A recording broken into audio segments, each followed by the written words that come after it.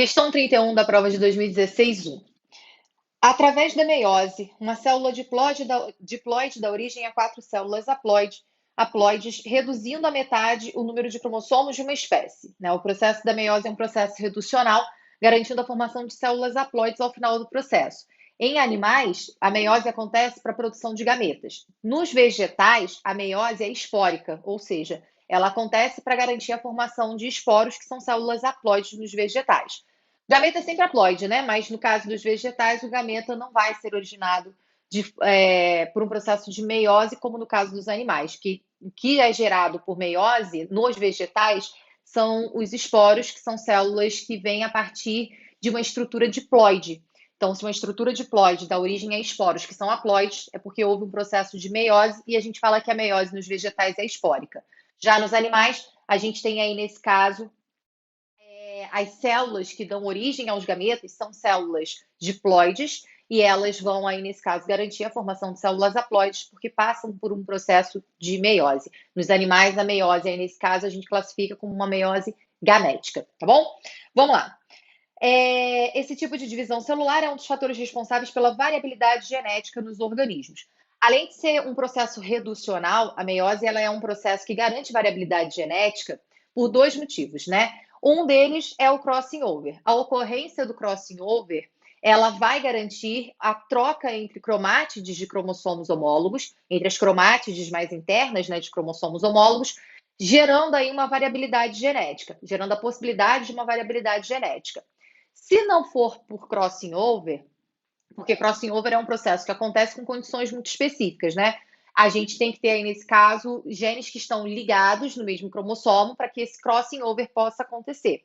Se os genes não estiverem ligados, ainda assim a gente pode garantir variabilidade genética, porque se os genes estiverem em cromossomos não homólogos, a segregação independente, que também acontece no processo de meiose, pode garantir essa variabilidade genética.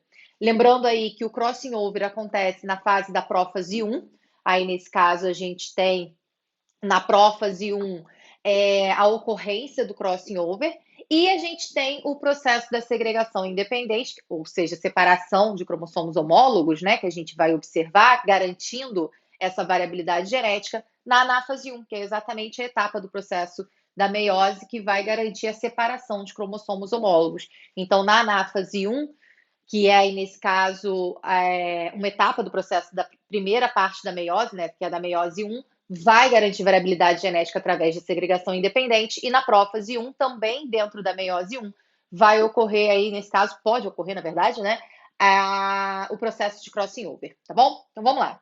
O processo que ocorre com os pares de cromossomos homólogos durante a meiose e que está relacionado com o aumento da variabilidade genética é denominado. Aí, como ele coloca aí para a gente o processo que ocorre com os pares de cromossomos homólogos, ele poderia estar se referindo ao crossing over, que acontece realmente entre as cromátides de cromossomos homólogos, a troca entre cromátides de cromossomos homólogos, assim como também poderia estar falando em segregação independente, a separação de cromossomos homólogos que vai acontecer lá na anáfase 1. Então, a gente tem que procurar ali o que ele colocaria para a gente. Então, pode estar relacionado com o aumento da variabilidade genética, é denominado letra A, segregação independente. Já seria a nossa resposta, né? Aí, obviamente, dentro dessa questão, se ele já colocou a letra A como segregação independente, nas outras opções não vai ter crossing over para você poder, nesse caso, escolher, porque senão a questão acabaria sendo anulada. Então, ele colocou a segregação independente. E sim, segregação independente, separação independente de cromossomos homólogos, garantiria, aí nesse caso, a maior variabilidade genética para os indivíduos. Duplicação das cromátides. Isso não gera variabilidade genética, até porque duplicação da cromátide acontece na fase S da intérfase, que é decorrente da duplicação do material genético que essa célula apresenta. E intérfase é um processo, é uma etapa do ciclo celular que é comum tanto à mitose quanto à meiose, ou seja, a duplicação do material genético acontece antes de qualquer processo de divisão celular, seja o processo de mitose ou seja o processo de meiose. Então, não é aí, nesse caso, que vai garantir variabilidade genética, já que tanto a mitose quanto a meiose vão apresentar esse processo. E lembrando que a mitose não tem variabilidade genética nesse processo, as células geradas, elas são idênticas às células que inicialmente a gente observava, tá? Pareamento na metáfase, não existe pareamento na metáfase, né? Aí nesse caso, não existe pareamento na metáfase, ó. Não existe variabilidade aí nesse caso em pareamentos, né? O pareamento aí nesse caso é organizar os pares, mas isso não garante variabilidade genética, porque a variabilidade vai acontecer se eu conseguir separar esses pares de forma aleatória, que é o que acontece na anáfase. Então, como a anáfase é responsável pela separação, a gente considera que na anáfase 1 ocorre aí nesse caso a chance de variabilidade genética por conta da segregação independente. Na metáfase, aí nesse caso, o pareamento de cromossomos homólogos, na metáfase 1, ele não vai garantir variabilidade genética, né? O que vai garantir é se esses pares forem separados. Ah, Brenda, mas eu achei que o fato de ter organizado, sim, mas e se não separar? Vai ter variabilidade? Quando é que você gera variabilidade? Quando separa para garantir a formação de duas novas células ou quando você organiza? Quando separa, tá bom?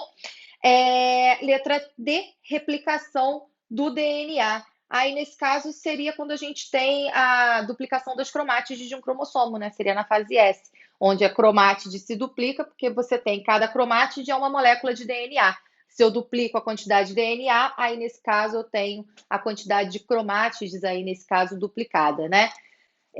A gente não duplica a quantidade de cromossomos. O número de cromossomos continua exatamente o mesmo. A gente só vê que o número de cromátides aumenta. Por exemplo, na gente, a gente pega uma célula nossa na fase S, na fase G1, desculpa, da intérfase, ela tem 46 cromossomos com 46 cromátides, ou seja, são 46 moléculas de DNA. Na fase S, essa célula continua com os 46 cromossomos, mas agora eles estão duplicados. O que significa isso? Que eles passaram a ter o dobro do número de cromátides. Então, são 46 cromossomos com 92 cromátides. Cada cromossomo tem duas cromátides agora.